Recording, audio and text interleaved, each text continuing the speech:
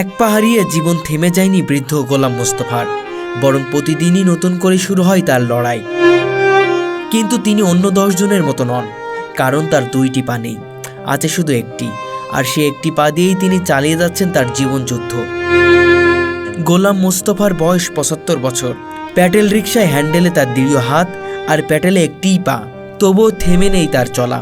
ঢাকার ব্যস্ত বনানী এলাকায় প্রতিদিন রিকশা চালিয়ে চলেন এই বৃদ্ধ। না কামাই গেলে খামুখি এই চিন্তাটা করি, আর একজনের আশা করে বইতে তেল তো রব না, নিজে খেম খাটাই খাইলে ওটাই ভালো। এই জন্য খেম খাটাই খাইতেছে, আমার পরিশ্রমটা একটু করা হয়, একটু করে আমি খাইতেছি।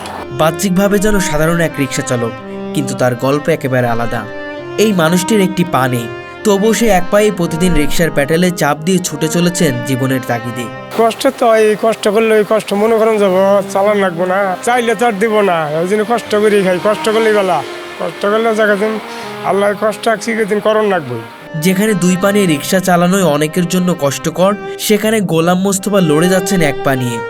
আমি তো গরিব মানুষ, এটা তো করে খান লাগবো, আমার পাওয়া আছে দেখো, আর তারা চলা হয়, আমি তো পাও নাই, আমার তো এটা করে খান লাগবো। একটি কঠিন রোগের কারণে তাকে হারাতে হয়েছে একটি পা।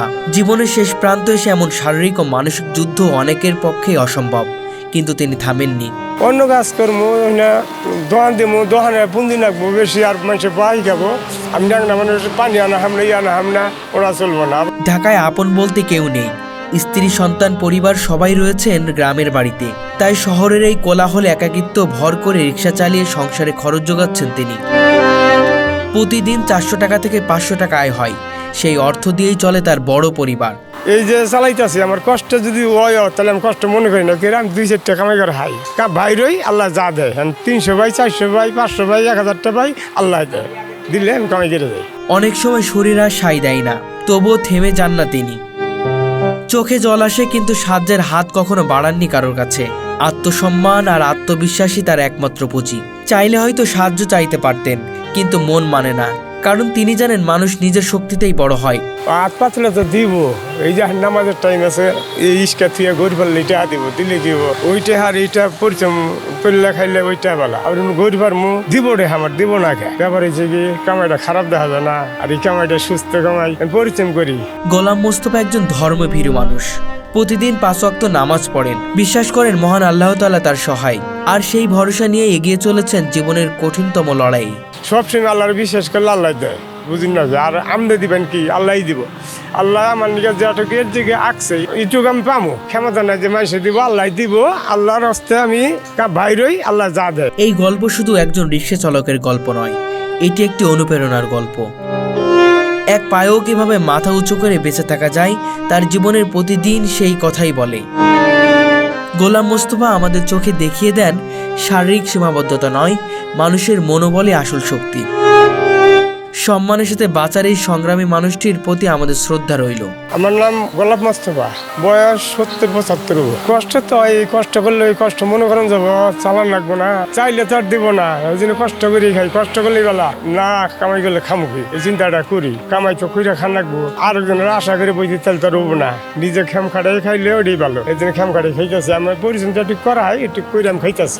আমি তো গরিব মানুষ, এটা তো করে খান লাগবো, আমার পাওয়া আছে দেখো, আর তারা চলা হয়, আমি তো পাও নাই, আমার তো এটা করে খান লাগবো, খাই না, আমি গরিব অবস্থা কিনি না, অত দাম যা গরিব অবস্থা কিনবো 700-800 টাকা করে কেজি। গরিব মানুষ বেশি গরিব অবস্থা খাই না, খাওয়ার তো মন ধরে তো লিখে ওটা কামাই গেল না, চলে আমি কষ্ট করে চলতে আছি, দেখি আল্লাহ যাত্রী ভাগ্য আছি, কষ্ট করবো, তার বাদ আল্লাহ যদি ওটা করে তাহলে আল্লাহই করবো, মানুষের কোনো ক্ষমতা নেই, আল্লাহই করবো। হাত পাতলে তো দিব, এই যে নামাজের টাইম আছে, এই ইস্কা থিয়া গরিব পারলে এটা দিব, দিলে দিব, ওইটা হার এইটা পরিচম করলে খাইলে ওইটা বলা, আর গরিবার মু দিব রে, আমার দিব না খা। ব্যাপার হয়েছে কি কামাইটা খারাপ দেখা যায় না, আর এই কামাইটা সুস্থ কামাই পরিচম করি, পাতুক গা ওরা বা তারপর দমক মারে, মেলা মানুষের দমক খায়, এই এর কাম ই করো, সে মেলা ই করে, দেখছি না দেখি না, এই গবেষণ ভিক্ষা করে, বেড়ি করে কিবা করে, আমি দেখি না।